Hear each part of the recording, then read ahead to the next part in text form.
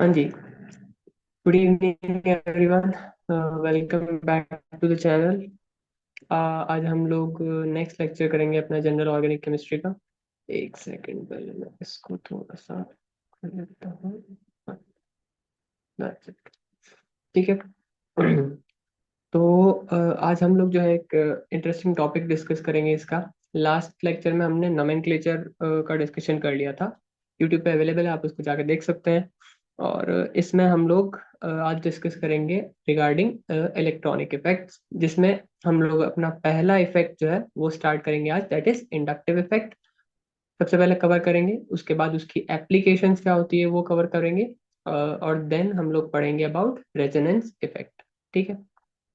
Try करते हैं ये दोनों इफेक्ट्स आज ही हम लोग आज के लेक्चर में फिनिश कर लें। तो देखो, स्टार्ट करते हैं। स्टार्ट करने से पहले मैं आपको थोड़ी सी इंफॉर्मेशन दे देता हूँ हमारे जो नए बैचेस लॉन्च हुए हैं उनके बारे में। तो अगर आपको इन डेप्थ सब्जेक्ट की अंडरस्टैंडिंग चाहिए और अगर आप लोग अपना एग्जाम जो है एनएफईटी का वो क्रैक करना चाहते हैं हमारे साथ, तो आप लोग ज्वाइन कर सकते हैं इन बैचेस में। पीजी के लिए हमारा जो बैच है वो अभी स्टार्ट होने वाला है, यूजी के लिए भी स्टार्ट होने वाला है। दोनों ही बैच जो है लॉन्च हो चुके हैं। फिजिक्स, केमिस्ट्री, बायोलॉजी, तीनों सब्जेक्ट्स आपको कवर कराए जाएंगे। लाइव और रिकॉर्डेड क्लासेस दोनों होगी, कंप्लीट सिलेबस कवर किया जाएगा। ठीक है। नोट्स वगैरह आपको टाइमली प्रोवाइड कर दिए जाएंगे, प्रैक्टिस क्वेश्चंस, टीपीपीज, सब कुछ, कंप्लीट गाइडेंस वगैरह सब कुछ आपको मिलेगा। ठीक है। लाइव सेशंस में आपको कोई भी अगर डाउट आता है तो आप भी लाइव उसी दौरान आप लोग पूछ सकते हैं। और एक कॉम्प्रिहेंसिव आपकी स्टडी हो जाएगी। ठीक है। इसके अलावा सीयूईटी में अगर आप लोग एनरोल करना चाहते हैं उस बैच में, तो वो बैच भी लॉन्च हो चुका है। ठीक है। इसके अलावा यूजी और पीजी दोनों के लिए लॉन्च हो चुका है, तो आप वेबसाइट पर जाकर जो है वहां से आप एनरोल कर सकते हैं।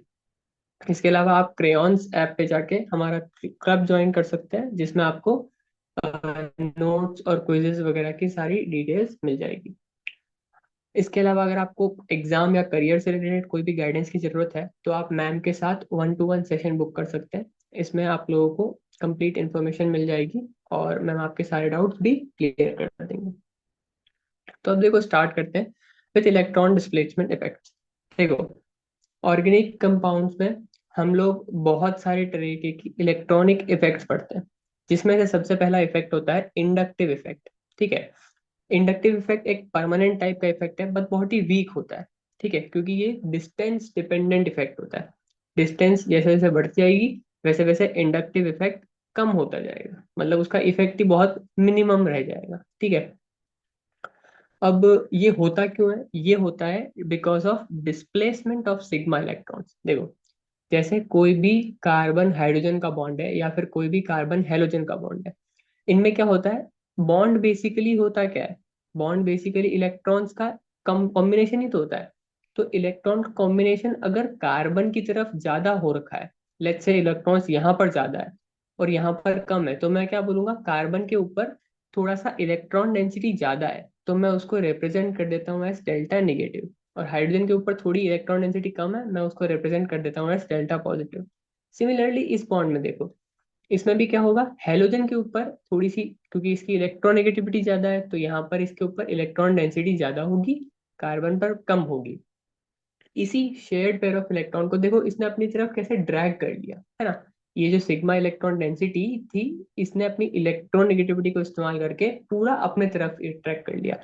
और इसके रिजल्ट का, मतलब इसका असर क्या होगा? कि इसके बाद वाला जो कार्बन होगा ना, उसके ऊपर भी थोड़ा सा पॉजिटिव चार्ज डेवलप होना चालू हो जाएगा। और ये आगे से आगे ट्रांसमिट होता रहेगा। इसी चीज को हम लोग बोलते हैं इंडक्टिव इफेक्ट।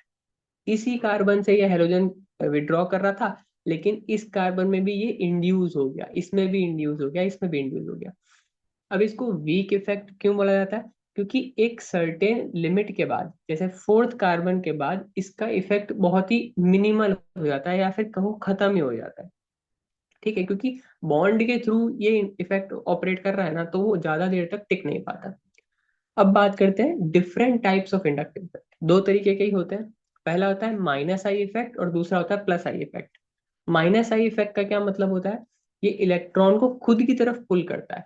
जैसे देखो, ये हेलोजन के केस में मैंने समझाया था, ये क्या कर रहा है, इलेक्ट्रॉन डेंसिटी को खुद की तरफ पुल कर रहा है, अपने आप की तरफ पुल कर रहा है, इसीलिए इसको हम बोलेंगे ये माइनस आई इफेक्ट का एग्जाम्पल। ठीक है। अब माइनस आई कौन कौन से ग्रुप दिखाएंगे, तो सबसे पहला तो वो ग्रुप दिखाएंगे जो कि हाईली इलेक्ट्रोनेगेटिव स्पीशीज होगी। ठीक है। दूसरा, या तो उनके ऊपर पॉजिटिव चार्ज प्रेजेंट होगा। देखो, कोई भी स्पीशीज अगर पॉजिटिवली चार्ज है तो ये पक्का ही बात है कि उसको इलेक्ट्रॉन डेंसिटी की बहुत ही ज्यादा रिक्वायरमेंट है। अब वो रिक्वायरमेंट अपनी कैसे ना कैसे तो फुलफिल करेगा, तो वो क्या करता है, पास वाले कार्बन से, जो भी उससे अटैच्ड है, उससे इलेक्ट्रॉन डेंसिटी पुल करना चालू कर देता है। जैसे देखो, NR3+ हो गया, SR2 पॉजिटिव हो गया, NH3+ हो गया, वगैरह वगैरह, OR2 पॉजिटिव हो गया। ये सारे one of the best minus I वाले होते हैं। इसके अलावा NO2 very good minus I, SO2R, cyano, SO3H। बाकी आपके हेलोजन्स तो बहुत ही अच्छे माइनस आई नोन ही होते हैं। ठीक है। ये कुछ कॉमन एग्जांपल्स हैं। अब इस माइनस आई इफेक्ट की वजह से होता क्या है, सबसे पहले तो ये आपका एसिडिक नेचर बढ़ाता है, कार्बोनाइन की स्टेबिलिटी बढ़ाता है। ये सारी एप्लीकेशन वाली पार्ट है, ये हम लोग आगे भी अभी डिस्कस करेंगे। पहले प्लस आई इफेक्ट थोड़ा समझ लेते हैं। प्लस आई इफेक्ट क्या होता है, माइनस आई के जस्ट ओपोजिट। ठीक है। माइनस आई में हम लोगों ने क्या पढ़ा था, इलेक्ट्रॉन विड्रॉ हो रहे थे कार्बन से। इसमें क्या होगा, इलेक्ट्रॉन डोनेट होंगे टुवर्ड्स कार्बन। तो देखो, कोई भी अगर वाई ग्रुप किसी कार्बन से अटैच्ड है, तो वो वाई ग्रुप क्या करेगा, इसको इलेक्ट्रॉन डेंसिटी सप्लाई करेगा, तो कार्बन के ऊपर क्या आ जाएगा, नेगेटिव चार्ज आ जाएगा। ठीक है।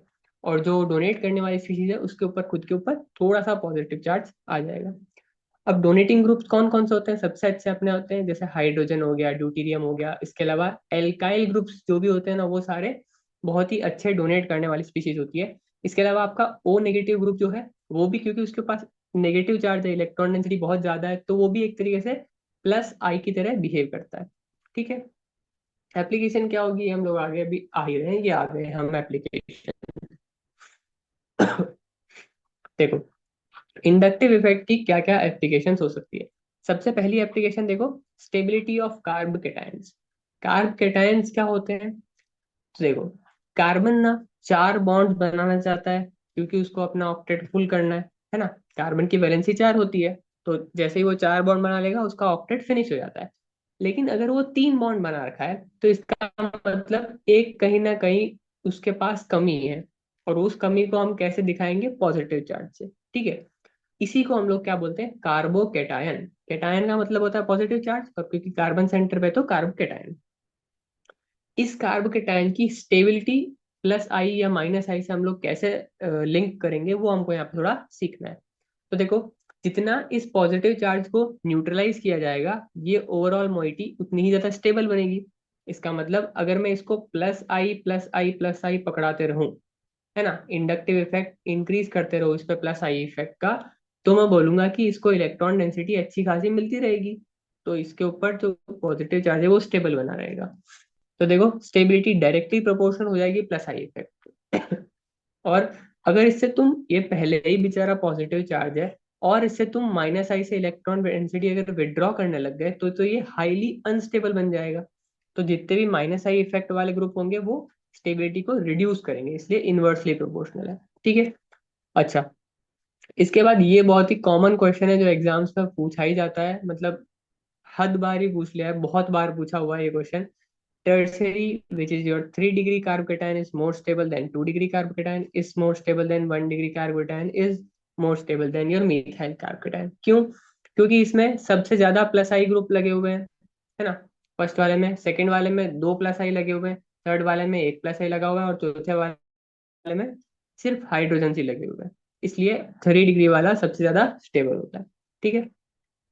इसके अलावा अगर इलेक्ट्रॉन विड्रॉइंग ग्रुप्स कम लगे हुए हैं, तो भी वो ज्यादा स्टेबल होता है। अच्छा, एक और देखो अच्छी एप्लीकेशन है जिसको हम लिंक कर सकते हैं स्टेबिलिटी ऑफ कार्बोकेटायन से, वो है डिहाइड्रेशन की टेंडेंसी। देखो, अल्कोहल जो होते हैं ना, वो क्या करते हैं, डिहाइड्रेट करते हैं इन सम, इधर एसिडिक मीडियम और बेसिक मीडियम। अब उनके डिहाइड्रेट करने के बाद क्या होता है, लेट्स से आपने यहाँ से इसको निकाल दिया। ठीक है, इस OH को यहाँ से हटा दिया एज H2O।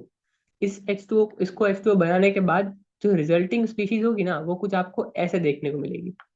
वो क्या बनेगी एक्चुअली, वो बनेगी कार्ब कैटायन। इस तरीके से। और इसी कार्ब केटायन की स्टेबिलिटी तो अभी हम सीख के आए हैं कि 3 degree most stable, then 2 degree, then 1 degree. तो हम इसका ऑर्डर भी इस तरीके से एक्सप्लेन कर देंगे, which is dehydration of alcohol, it is directly proportional to the stability of carbocation. तो tertiary which is your 3 degree is greater than 2 degree is greater than 1 degree. ठीक है, चलो। ऐसे ही अगर आपको कार्ब एनायन की स्टेबिलिटी के बारे में पूछ ले, अब कार्ब एनायन क्या होता है सबसे पहले। कार्ब एनायन होता है जब कार्बन के ऊपर एक्सेस इलेक्ट्रॉन डेंसिटी आ जाए, यानी कि एक एक्स्ट्रा चार्ज आ गया, उसके ऊपर नेगेटिव चार्ज डेवलप हो गया। ठीक है, तो इस केस में हम लोग क्या चाहेंगे कि ये जो नेगेटिव चार्ज है ना, ये इससे विड्रॉ होता रहे इस कार्बन से। तो इसीलिए इसकी नेगेटिव चार्ज की स्टेबिलिटी किसके प्रोपोर्शनल हो जाएगी, जितने भी माइनस आई वाले ग्रुप है वो इसको क्या करेंगे, स्टेबल बनाएंगे। और जितने भी प्लस आई वाले ग्रुप्स हैं वो इसको क्या करेंगे, अनस्टेबल बनाएंगे। इसलिए देखो, एनायन की स्टेबिलिटी प्लस आई के इनवर्सली प्रोपोर्शनल है, माइनस आई के डायरेक्टली प्रोपोर्शनल है। तो देखो, अब अपना ऑर्डर है ना जस्ट रिवर्स हो जाएगा, जो कि कार्ब केटायन के अंदर चल रहा था। Methyl carbanion is greater than ethyl carbanion is greater than your 2 degree वाला carbon ion is greater than your 3 degree वाला कार्बन आयन। ठीक है, क्योंकि इसके अंदर तो बहुत ही ज्यादा प्लस आई लग जाएगा ना। अगर इसके अंदर प्लस आई लग गया तो ये माइनस चार्ज को और ज्यादा अनस्टेबल कर देगा। ठीक है, इसके अलावा देखो एक एग्जांपल और यहाँ पे गिवन है। इस नेगेटिव चार्ज को NO2 ग्रुप स्टेबलाइज कर रहा है, इस नेगेटिव चार्ज को कोई स्टेबलाइज नहीं कर रहा है, सिर्फ यहाँ पे माइनस आई थोड़ा सा लग रहा है। इस नेगेटिव चार्ज को तो डोनेट हो रहा है और अनस्टेबल बन रहा है। इस नेगेटिव चार्ज को ये क्लोरीन थोड़ा सा स्टेबल कर रहा है। तो वन जो है वो सबसे ज्यादा स्टेबल होगा, करेक्ट है। उसके बाद ये वाला माइनस आई नाइट्रो का ज्यादा होता है देन क्लोरीन, तो 2 वाला आ जाएगा, then your 3 and then your 4।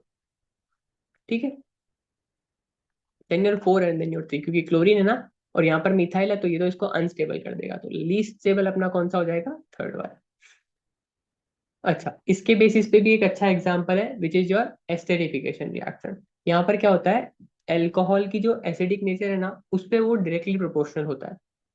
जैसे देखो, एक अपने पास मिथेनॉल है, एक अपने पास इथेनॉल है, एक अपने पास 2 डिग्री वाला है, एक अपने पास 3 डिग्री वाला है। ठीक है, इसकी जब हम एस्टेरिफिकेशन रिएक्शन कराते हैं ना, तब हमको यही चेक करना होता है कि यहाँ पर जो एनायन बनेगा, देखो इस तरीके से, CH3O नेगेटिव, CH3CH2O नेगेटिव।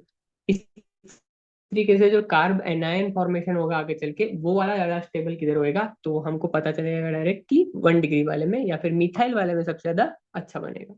ठीक है, एक और अच्छी एप्लीकेशन देखो, basic nature of aliphatic amines, और ये भी बहुत ज्यादा इंपॉर्टेंट है, बहुत बार एग्जाम्स में ये पूछा गया होगा। और ये पर्टिकुलरली इंपॉर्टेंट है लाइक कॉम्पिटिटिव एग्जाम्स के परस्पेक्टिव से, क्योंकि इसमें ये फैक्ट है, और फैक्ट वो एग्जाम में डायरेक्टली पूछ लेगा तो आप लोगों को दिक्कत आ जाएगी। देखो, इन जनरल क्या होता है ना, अमाइंस जो होते हैं वो अच्छे खासे बेसिक होते हैं। जैसे अमोनिया ले लो, इसके पास एक लोन पेयर है, तो ये डोनेट कर सकता है किसी को भी, एज अ बेस बिहेव कर सकता है। अब हम क्या करते हैं, इस अमोनिया के अंदर हाइड्रोजन को सब्स्टिट्यूट करते हैं with different types of alkyl group. अगर आप उस एल्काइल ग्रुप को प्लस आई बनाओगे, प्लस आई वाला ग्रुप जोड़ोगे, तो बेसिक नेचर इंक्रीज होगा, क्योंकि नाइट्रोजन के ऊपर इलेक्ट्रॉन डेंसिटी भी इंक्रीज होगी, है ना। और अगर आप उसको माइनस आई ग्रुप अटैच करोगे, तो बेसिसिटी डिक्रीज होगी। अब हमको यहाँ पे कंपैरिजन करना है different type of alkyl groups जोड़ के, कि वो बेसिसिटी कैसे अफेक्ट होती है। ठीक है, तो इन जनरल जो ऑर्डर होता है ना वो कुछ इस तरीके से रहता है। 2 degree, then 1 degree, then 3 degree, then आपका अमोनिया, और फिर जो विड्रॉइंग वाले ग्रुप्स है। अब हमको क्या लग रहा था कि यहाँ पर सिंपल एक रेगुलर ऑर्डर होना चाहिए था, या तो 3 डिग्री आगे होता या 1 डिग्री आगे होता, ये 2 डिग्री आगे कैसे आ गया, इसका क्या दिक्कत आ गई यहाँ पर।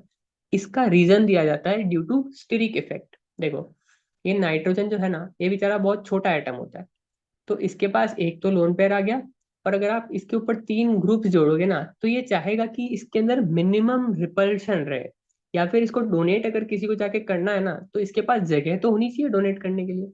इसीलिए ड्यू टू स्टेरिक रीजंस, यहाँ पर 2 डिग्री जो है वो डोमिनेट करता है, देन 1 डिग्री, देन आपका 3D। लेकिन ये तब होता है जब R जो है मिथाइल है, मतलब यहाँ पर मिथाइल जुड़ा हुआ है, मिथाइल जुड़ा हुआ है, मिथाइल जुड़ा हुआ है, ठीक है। तब 2 डिग्री, 1 डिग्री और 3 डिग्री होता है। जैसे ही आपने R को इथाइल ग्रुप कर दिया, तो यहाँ पर क्या होगा, 2 डिग्री तो अभी भी जीत ही रहा होगा, लेकिन पहले आ जाएगा 3 डिग्री और फिर आ जाएगा आपका 1 डिग्री, ठीक है। देखो इधर लिखा हुआ है, और यही ऑर्डर एग्जाम में पूछा जाता है कि जब आर मिथाइल है तब ऑर्डर क्या है, और जब आर इथाइल है तब ऑर्डर क्या है। तो आपको ध्यान रख लेना है कि जब आर मिथाइल होता है तब 2 1 3 है, और जब आर इथाइल होता है तो 2 3 1 है, ठीक है। यही सिंपल सा ऑर्डर था, बाकी सारे ऑर्डर्स में रेगुलर ट्रेंड ही फॉलो होता है, ज्यादा दिक्कत आपको आती नहीं है। बस आपको यही चीज ध्यान रखनी है, जैसे ही प्लस आई इफेक्ट वाला कोई ग्रुप लगेगा तो बेसिक नेचर इंक्रीज होता है, और माइनस आई ग्रुप वाला लगता है तो एसिडिक नेचर इंक्रीज होता है। That's it. इंडक्टिव इफेक्ट अपना फिनिश होता है। अपना सेकेंड टॉपिक जो है विच इज योर रेजोनेंस, उस पर हम लोग आ जाते हैं। देखो, रेजोनेंस बहुत ही ज्यादा इंपॉर्टेंट फिनोमिना है, और आपको अच्छा सा आइडिया होना चाहिए रेजोनेंस का।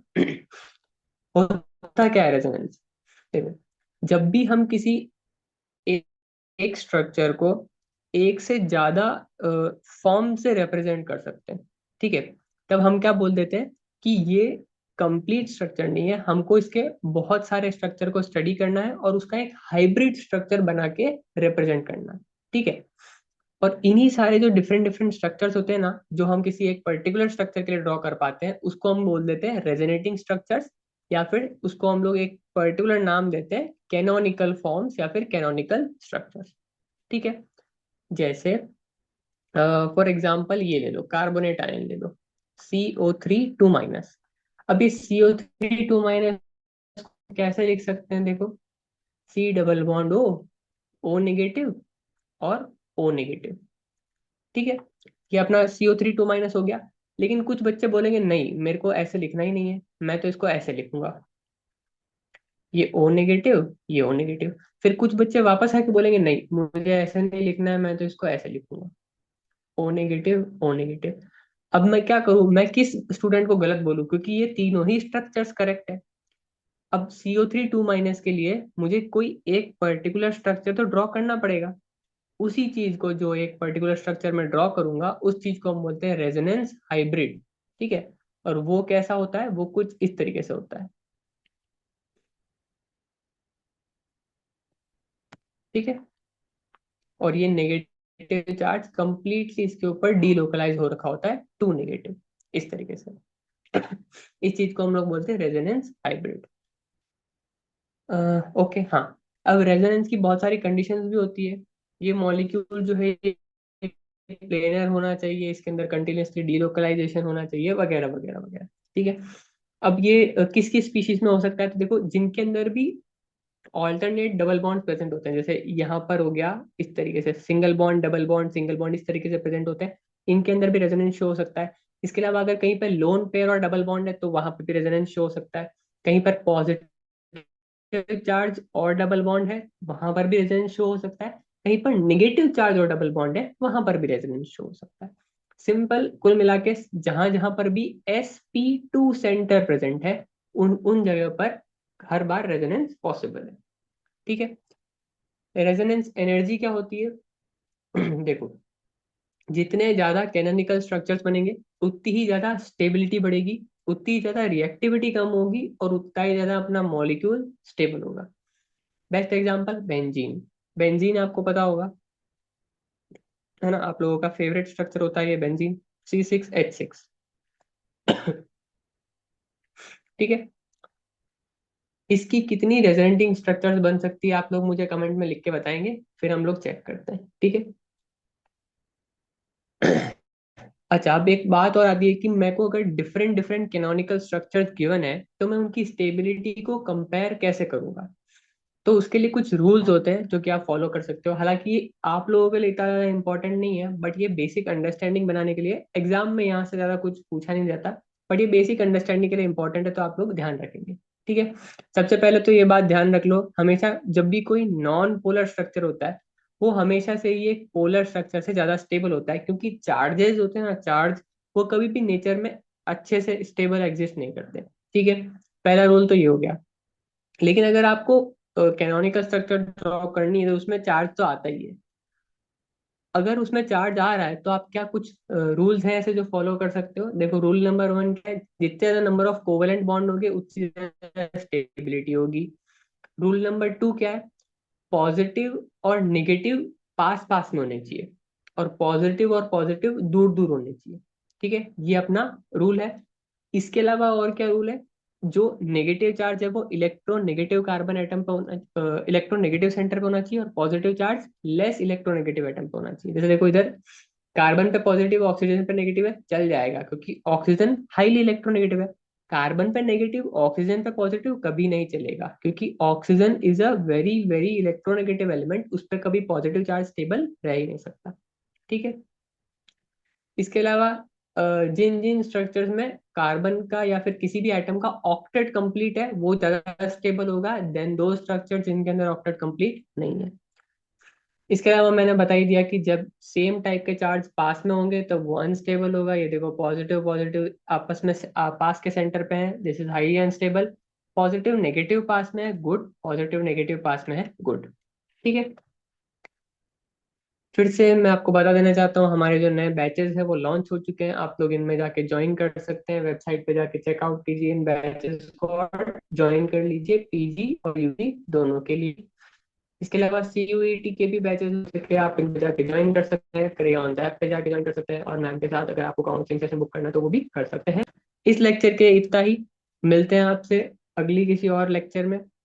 ठीक है। अगर आपको वीडियो पसंद आती है आप इसको लाइक कर सकते हैं, अगर कोई भी प्रॉब्लम है तो आप लोग कमेंट सेक्शन में लिख सकते हैं। Thank you so much for watching. Good bye and take care.